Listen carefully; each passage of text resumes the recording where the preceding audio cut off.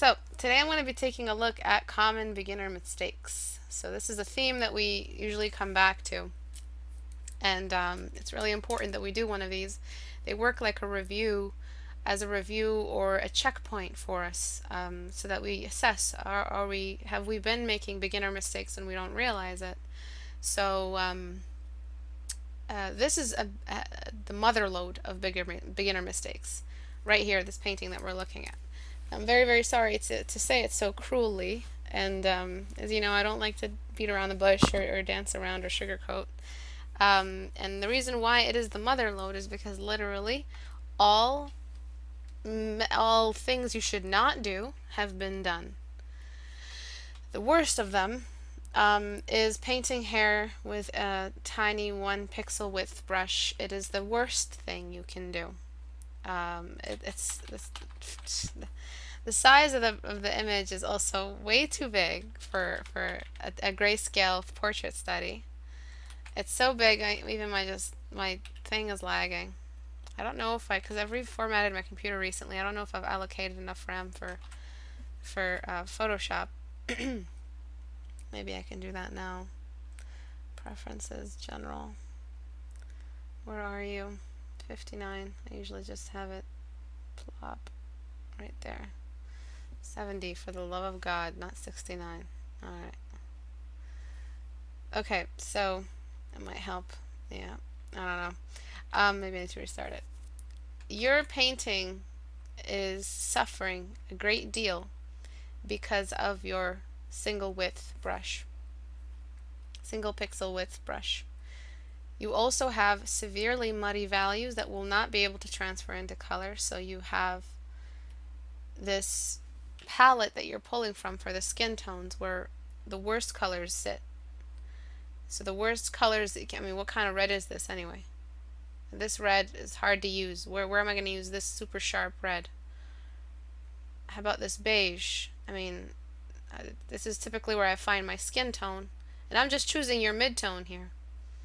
Let's choose a more or less far away from the highlight mid-tone right there. Go up to where I usually find my skin tones. Alright, this is what you're going to be limited to. This is the only color you'll be able to paint with. Okay? Right here. That's the color that this is the equivalent of. This color is this in the midtones between red and orange. I'm literally just choosing the most basic location. If we move up, we get the real midtone colors for skin tones just up here. You want it more yellow, you want it more red, doesn't matter. It's always going to be the same section. This is typically what your skin tone should have looked like at this point. Yes, you're going to add greens and purples and reds and dress this value up to make it look more like skin. But your skin tones are extremely muddy because your values are extremely muddy. Your midtone should have been this value right here, but this was your highlighter. And the reason why this is all thrown off is because your background color, another beginner mistake, was too dark. It needs to be a little lighter. When you raise it up, you can see, whoa, she's dark skinned all of a sudden, even though your reference indicated a lighter skin value. Alright, so you're using a really, write these notes down because I'm going to ask you guys to repeat them. Really dark background, you're using pure blacks, too much contrast on the face. Your midtones for your skin is too muddy. The midtones are too muddy. So you'll never be able to transfer this into proper skin tones. You're using pure blacks again where they don't belong. You're using single pixel width brush for the eyebrows, for any area of hair. There is almost zero radial shading. The only location of radial shading I found is right over here. Your values just start off too dark. Your texture when you're blending, you're not really blending in such a way that you're showing the skin.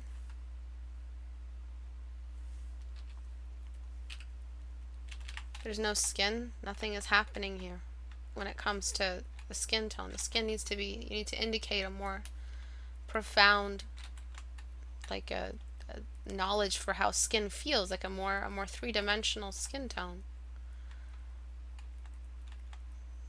So I'm just trying to raise these values up. Just make this the skin tone all around and get the dark value.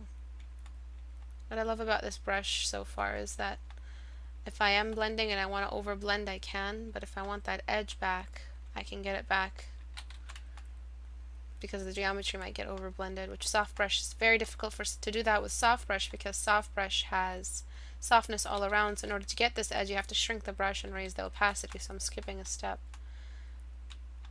So if you ever design your own brushes, think like that. Try to kill two birds with one stone. These values are just way too dark, man. They're extreme.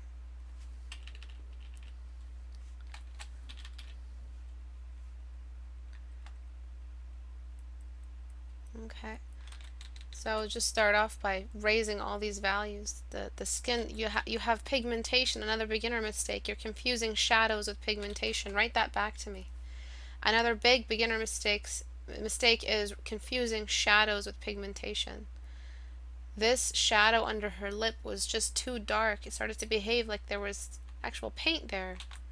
It was unusually dark. It wasn't the usual value that we see in that area. You're using a tiny little brush to indicate the texture of the lip where you should have been using a large brush for that. So you're not shrinking, you're not enlarging your brush. Another beginner mistake is not spending enough time enlarging your brush early on in the painting process. Also, where are the cast shadows? I mean, there's a tiny little one right here, but I don't feel like that was a cast shadow. So absolutely no awareness of the light source. And misuse of texture. Look at the skin texture here. You're indicating too much detail in an area that's relatively unimportant, where zero information is. All that detail should have been shifted. So your technique is entirely line dependent whether you know it or not. You're depending on contrast and tiny brush strokes to achieve some level of detail that you think would be a default by shrinking your brush that much, that you by default start rendering like a professional. No. Rendering like a professional versus rendering like a beginner. Professionals have no use for a small brush. All they care about is the bulk form. Well, a beginner has no idea where the bulk form is located because they don't spend enough time on the geometries. So they end up depending on a tiny little brush. So what I mean by bulk form is we're using this brush right here to create some edge work. I'm sorry, I'm going to go over the edge a little. And this edge work comes out of the bulk geometry, the core geometry that sits under the face. That's an accumulation of dense muscle and bone structure. So I'm just trying to relocate all of this geometry.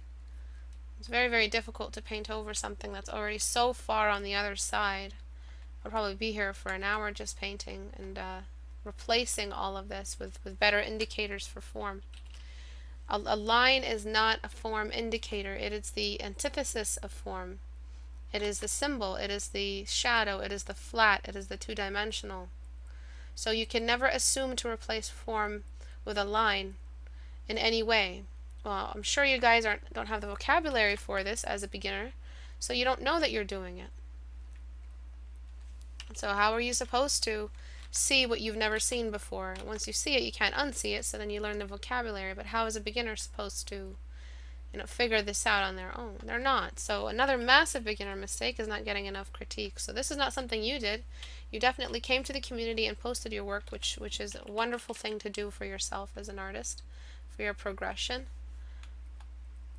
But you should be painting with lighter values, not depending on dark so early, so that you can execute the bulk of the form ahead of time. So I would raise all of this up and go back to where that darkness really belongs. I would think about the texture of the skin and how reflective it is before throwing in crazy little skin pore brushes that do nothing for the painting. I would start including some cast shadows as well. Sorry, that fucking phone. Ugh. Fucking telemarketers. I'm done with fucking Time Warner. I'm done. I swear to God, I'm gonna call them with like a fury. I swear to God, I am so done with Time Warner cable. Fuckers give away your phone number to everybody, and they don't shamelessly. They don't even admit that they do it. Sorry. Okay, and then another massive beginner mistake is forgetting that this entire lip section, I mean, if I blur away the lines that you drew and the edge, I literally have no more lip. Look at this. I have no more lip when I remove the tiny lines and the edge. Do you want to know why? Because both the tiny lines and the edge that you had around the lip were remnants of the line, of line dependency that had no form. Nothing was happening that indicated a form structure. So all we have to do now is to just replace some of these areas with some light. First of all, I'm just going to completely make the lower lip lighter, just to assume a plane so I can get the silhouette going, and then I'll darken it as I need to.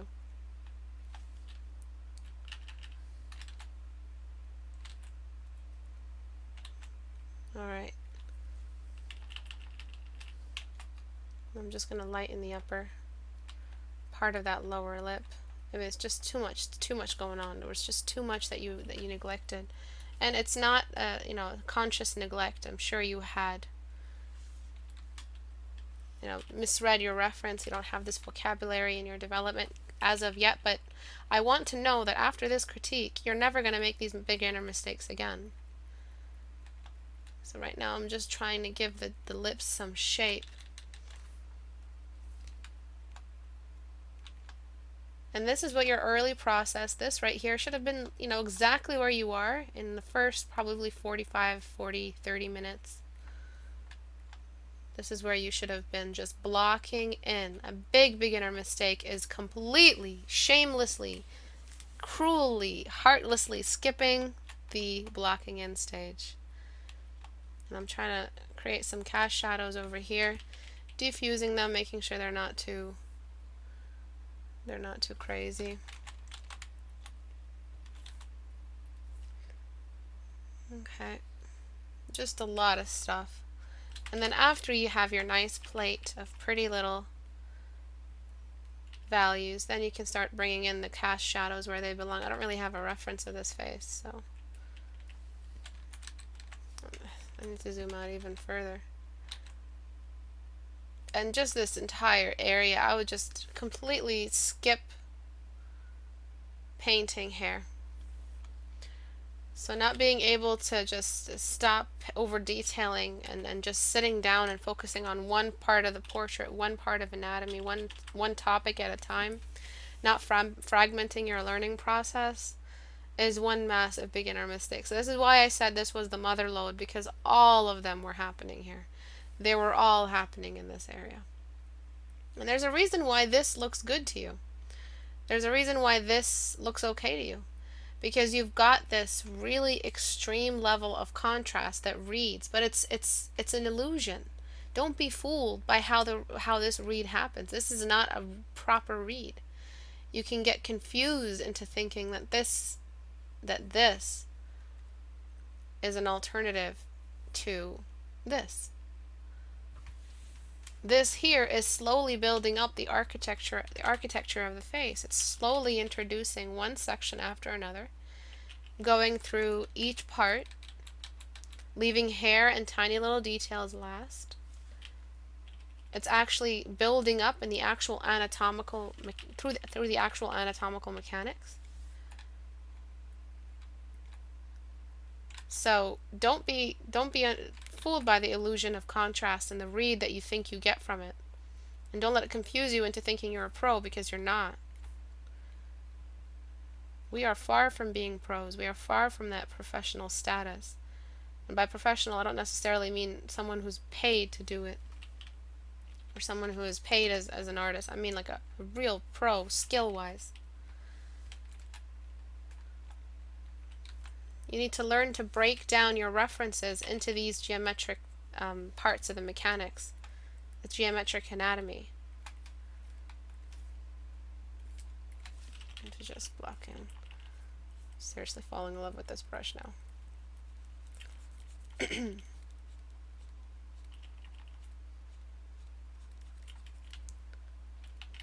So lighten up the background, please, because it'll muddy up your colors if you don't make the background too white, because it'll erase all the values and wash out your values. Another beginner mistake is not working with a vertical canvas when we're painting portraits. You're not photographers, so please stop framing as if you're photographers. You're here trying to study one specific subject at a time. And a nice, friendly environment, a canvas environment that'll let you study this, is a medium canvas of gray thrown over a vertical background, a vertical canvas size. Alright, so here everything is nice and blocked in. It's ready for some shadows. It's ready for some contrast where it really belongs. I would darken these values even more and lighten the values even more. And then reassess exactly where everything belongs. Slowly introduce everything else. Think about where the light source belongs. Read your reference a little better. These are just some of the steps that you need to take in order to make these changes happen. This beginner mistake here is to do with not learning the rules of depth. So definitely is a crutch for you to not know, like a crutch excuse for you to say, well, I'm just practicing with landscapes, I've never done it before, but I'm just going to go ahead and practice it. Well, here you go. I'm going to work with color on my first couple tries, and I'm also going to work with the landscapes and actual terrain and just trying to draw stuff that I've never even thought about as a concept intellectually. Haven't even researched what makes a rock a rock. You know what? I'm just gonna go ahead and make a masterpiece out of the first couple times I draw a landscape. That's a beginner mistake. So what I added here is I've changed this color of the planet to take the color of the atmosphere. That's one massive rule of depth, atmospheric fade. The sky, the air does have a color in daytime. And you can see it with faraway objects because they're far away enough. Between us and them is a lot of air, a lot of space, a lot of humidity, a lot of atmosphere. And so it changes the color of the object. Pink hills don't really look pink anymore. They look purple or blue in the distance. Alright. Another problem with students, beginners for first-timers with landscapes is confusing the composition, confusing the detail. Everything is an island. You've got island detail, floating detail. That's a term, island detail. Write that down. Completely separated. They're not guided by. So when I draw these patterns, something should typically show up. So if I have detail here in like my metaphorical painting, I've got one here, one here, one here, and I find them, and oh my gosh, look at this beautiful spiral. It's starting to come together. But here with yours, I'm not seeing any spiral at all. Nothing is popping up. Nothing to, look at this. The furthermost sugar cube is the sharpest one out of all of them. There's no pattern. It's scattered. You've just got islands of detail, separated islands of detail. You can't do that. When you jump into a landscape the first time, there is a research phase. You guys skip the research phase because school systems nowadays have made you hate learning. So it has made you hate research altogether. It has made you hate the downtime, the intellectual downtime, I guess you can call research. And it's led to this really anxious, just like antsy kind of excitement to just get in there and draw. And I know you're supposed to make mistakes before that, and I know there's that whole, okay, let's make mistakes first and then we learn. But if you've 17 illustrations in and you're still making these mistakes, you've got no more excuses to call yourself beginner and say, well, I'm just a beginner. No, you're 17 drawings in, you're 10 drawings in. That's 10 is a lot. If by 10 drawings in you haven't gotten at least one critique for your illustrations, you're wasting your time. Drop the landscapes and focus on something else that you would rather get critiques for. If you want to get better, you have to get critiques. And so if by 10 illustrations, if this isn't your first illustration or landscape, then you really don't have excuses. If it is, okay, congratulations, you made a lot of mistakes. You're way better than you were yesterday just by being here and watching this critique. But I recommend that you start organizing your canvas along a more organized composition. So look up ways to organize your literally Google it. Go on Google how to organize, how to photograph, how to frame. Photography plays a big part in landscape, so that's something you can look up. Just don't be photographers with portrait studies. But look it up, how to framing, line of sight, cinematic framing, and just look at how photographers and directors organize subjects in a horizontal space. And never do vertical canvases. Never use vertical canvases for a landscape unless it's like comic book panels or something like that. But this is another big example of beginner mistakes, is not assessing the sciences involved in executing the drawing of a landscape, a big universe, forgetting about the atmosphere and the rules of depth. The rules of depth here is another example. The furthermost object has an equal amount of contrast to the closer object, and is higher in contrast. So there are many rules of depth. I've covered them in my other classes before. I wish that there was someone in the audience right now who could list them all to me. Then there are a lot of them. So if any of you actually know them or have the notes, if you list them to me, I will be so happy. But there are so many of them. But typically this one is breaking all the rules except for scale. Scale is just right spot on. It's looking good. So you're like half in, half out, with your drawing. You're like, some of it is really easy on the eyes and some of it just gets painful to look at. Like this brown. What the F is that brown doing there? If that's a planet, that planet will just be nice and out of the way. If you wanted that planet to look more like a planet, what happened? Why is this furry edge right here? What's with this fuzzy little edge for the planet? Show me where the planet is. There's nothing wrong with throwing a little edge here. It's a big ass planet. It needs an edge. Unless it's got like tiny little rocks floating around it, it looks like a big fuzzy planet. That's different. Throw a little edge here. It's not going to kill you. The stars. Why? Why would there be stars in midday? Why would they be visible? No, don't confuse that kind of stuff, because then it just looks like it's lens flares. Stars little like that. It's like lens flare. You throw some sparkles and some poop on a piece of poop, and some lens flares on a piece of poop.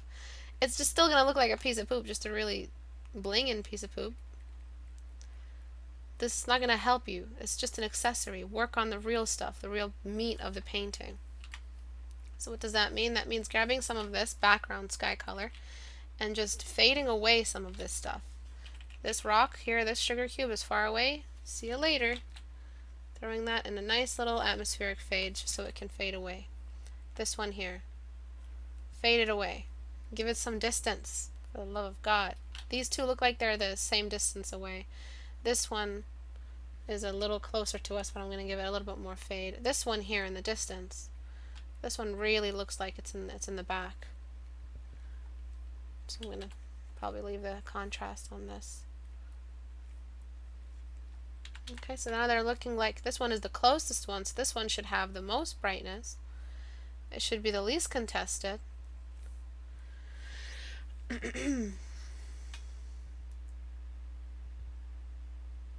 Alright, so the Antares says rules of depths are: the further away, the less contrast, the less defined edges, less saturated color, overlap by closer objects. There's more. There's raising it on the horizon line. So when something is further away, it gets higher along the horizon. So you have that here. The rocks or the stuff is in the distance. There's scale, shrinking in size. So this one should be a little brighter because it's the closest one, but all together, the entire background. This is a little dark for a sky background. Not dark, saturated. So we want that paleness to come back.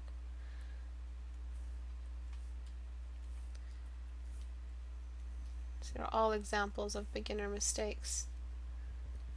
All of these here. And there's just too much for me to paint over, but they are just some of the things we've done to make this look like it has an air in it, like an airspace. Alright, so please organize and research. Organize and research. Alright. This is one big example of beginner mistakes, because you're going for a beast, but you know how to draw faces, so you thought, hey, I know how to draw a face, and I know the basic silhouette for a beast, so I'm just going to put those two together, and hopefully it starts looking like a beast. No, it'll just look like a woman, a really beautiful woman, probably in her 40s because of those laugh lines, who's wearing a costume. That's it. The reason why this looks like a woman is because you've got these eyebrow arcs. So you did call it Beast Mother, and I think you should be going through a different, less drag makeup, because that is just pure drag. Okay, so you did well on the eyes looking scary. Now for the beast part is we would have to just completely beastify this smile. Okay. So we're switching it. Yes, it was creepy because it was Beauty the Beast, Rocky Horror. Something like that, yeah. But it does have that uncanny valley thing. And the reason why it's even more uncanny now because we stretched out the mouth. But the biggest reason why this is still uncanny, no matter what we do to it, so we've kind of just, I guess it looks like more like a male now, or before it looked like a pretty little fairy that is wearing a costume. Really, like I said, we can change the face as much as we want, but the point is, you're saying it's a beast. It's not a beast. It's not a beast unless it has a beast eye and a beast nose. You're using too much human and not enough animal. So I think what you need is something like that to indicate where the beast is. Okay, now it looks even more scary. But like something a little bit more like cat eyes and more focused. And no, there's just too much going on. The mouth, the snout, the cheekbones, everything. I would get rid of the eyebrows completely. They're just too human. And I would leave some of it behind.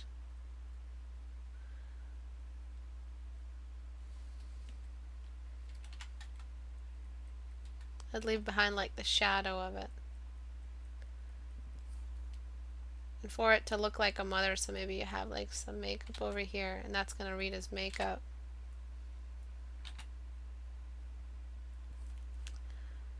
I made this brush for the very reason why I'm complaining right now. I just feel like the pupils should be bigger.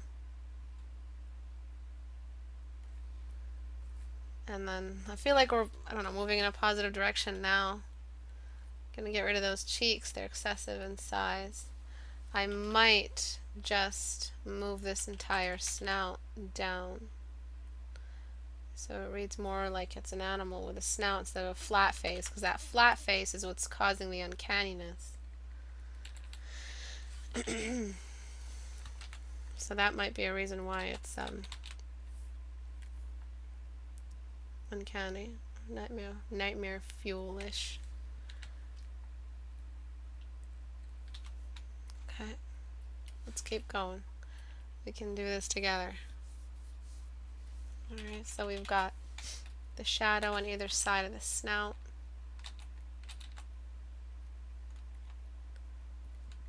And so, want to know what would have helped you in all of this? A good reference.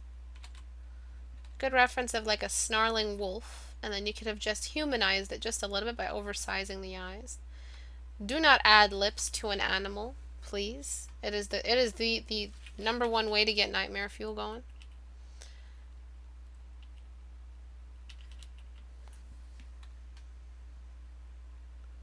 And this whole silhouette is reading as where the wild things are. So I recommend you just do something else with the silhouette that's a little bit less basic, less typical. If you're going for a mother, so beast mother, then I recommend just throwing that triangle shape in there.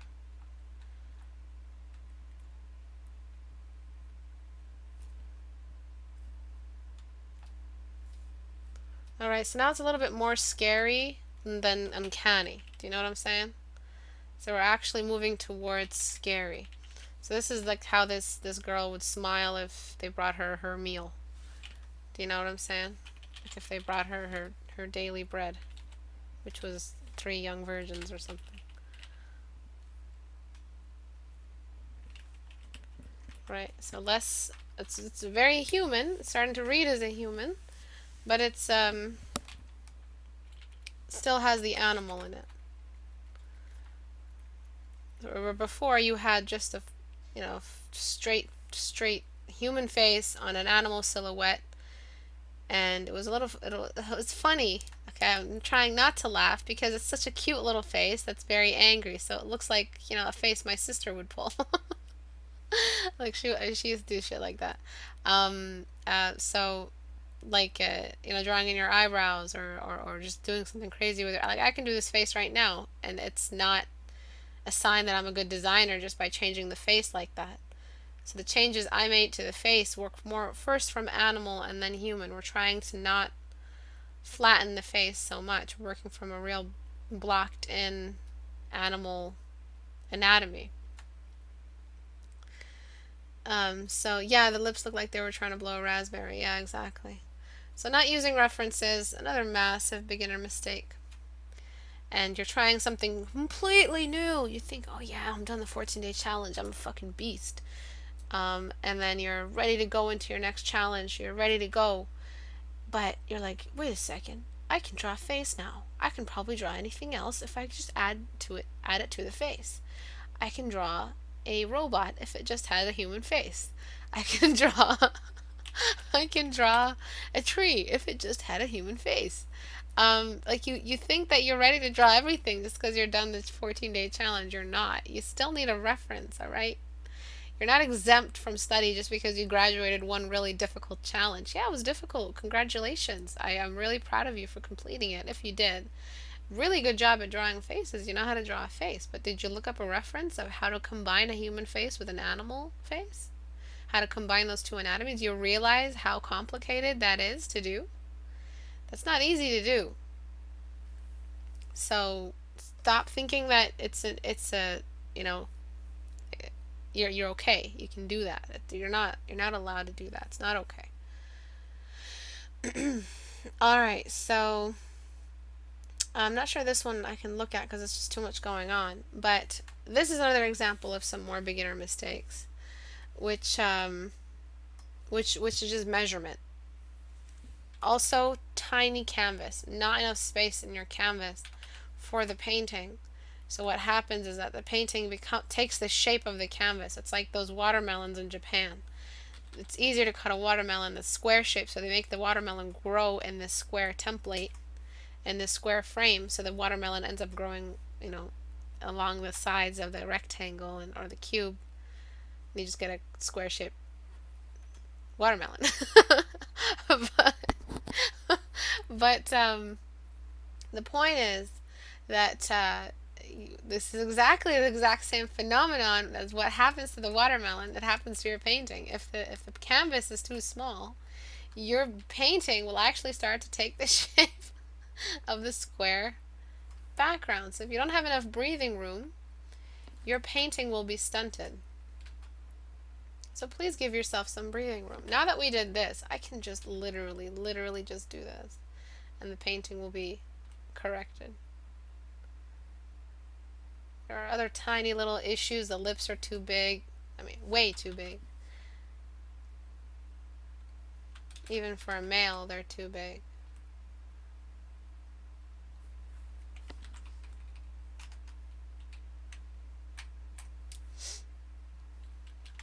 But other than that, that horizontal, pulling it horizontally is pretty much what corrected this.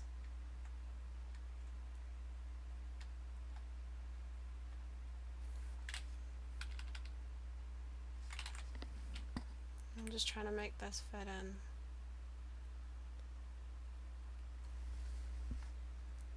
See how big the lips were before. The nose is fine, the eyes are fine.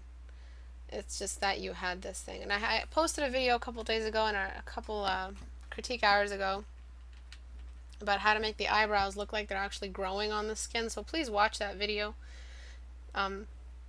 Whoever drew this, please go watch it. Because your eyebrows are too connected. I mean, they're too disconnected from the rest of the face. They don't feel natural. They feel like they're stickers. So I'm just trying to give that natural look back. Another really big beginner mistake is just not blocking in your basic core shadows, not knowing where they go. So there are hundreds of beginner mistakes. They're endless because there's just too many rules. So for every rule, there's a beginner mistake. So right here, you see what I just did? Combined the socket with the shadow of the main object it attaches on. This is a beginner. I hate using the word beginner. I know it's just sucky, derogative, but it's the truth. This is something that you should be learning in the early stages of your art journey. Just making sure that everything follows the same core shadow and sits under the same core shadow. Okay. For every rule, there's a beginner mistake. So there's the lips being too outlined, not being combined. So please watch that video on how to combine the skin with the features, or combine the features with the skin. There doesn't need to be any lip definition for this guy. He's a dude. What does he need lip definition for? And please don't throw the gender thing at me. Not today. I don't have enough patience for that today. Another day. Oh, it's just in between. He's just in between. No. You can go ahead and use that in universities and for yourself, but not from painting.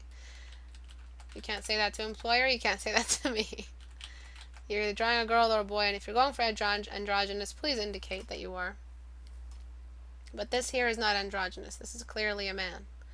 There are a lot of indicators of the difference between male and female body, especially in the skull, the width of the jaw, the angularity of the nose, the thickness of the neck being so close to the jawline. He just looks like a guy.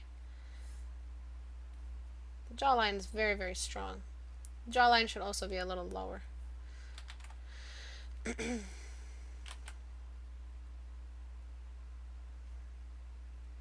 just trying to lower the jawline.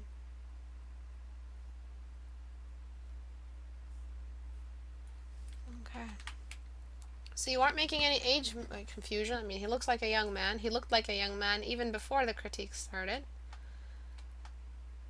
So you don't have any problems right now with age groups. So that, just imagine all the, you're having a couple issues here and there, but you also don't have a bunch of them as well. So always think like that. You don't have all the issues. Like even the one that was the mother load earlier, they caught the right age for the reference. Just imagine that there are a bunch of beginner mistakes you don't know you're doing, and you just have to spend some time on them. And there's a lot that you do know how to do. So if that doesn't give you hope, I don't know what does. You only have so much to work on before you feel a little bit more skilled. Not pro, I'm not going to say the word pro, but pro-like. This highlighter goes all the way up. And then it turns into a shadow.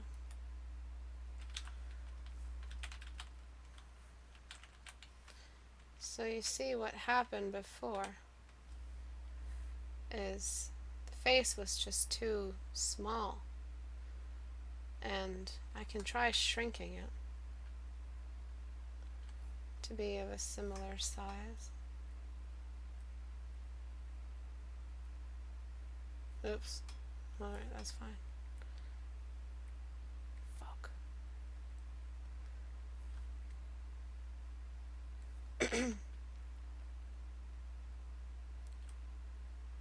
Just trying to get this all to snap together.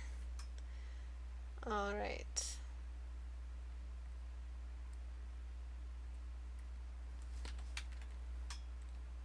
Before, after. See how long that face was? I think this is even before that, because this face is still big.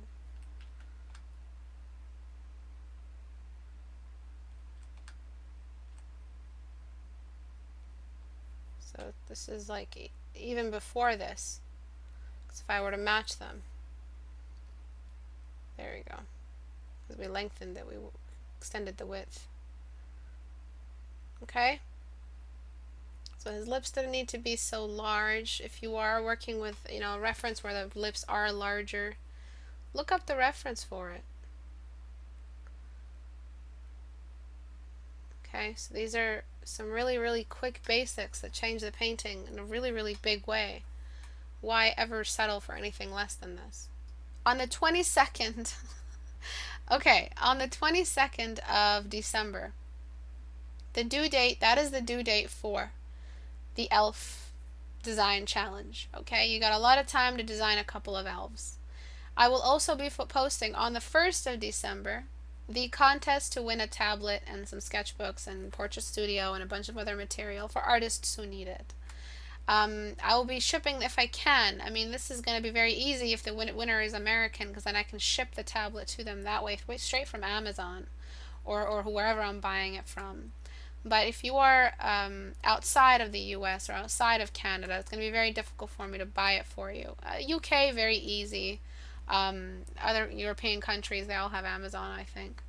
But I'm going to try my best just to make it so that it's not specific to any country. The winner is universal, and the tablet is a good tablet that can come to you wherever you are. But December 1st is when it's going to post up. Why I'm posting it late is because I don't want this contest to run on for very long, because a bunch of non-needy students will try to get in on a free tablet. Maybe, I don't know, if they have one already, or they're perfectly capable of getting one, they're just being cheap.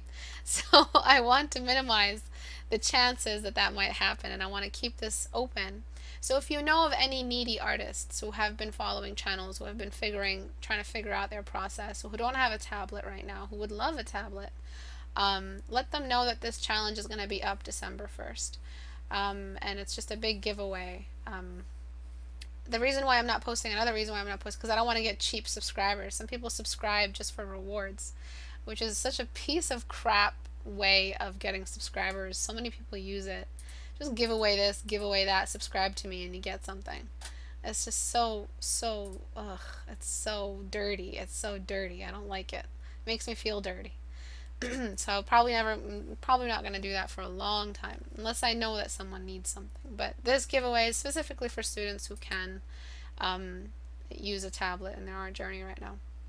So have a great day, everybody. I will talk to you guys on Thursday, and 5 p.m. Eastern is where the next hour, when the next critique hour will be. Bye bye, everybody.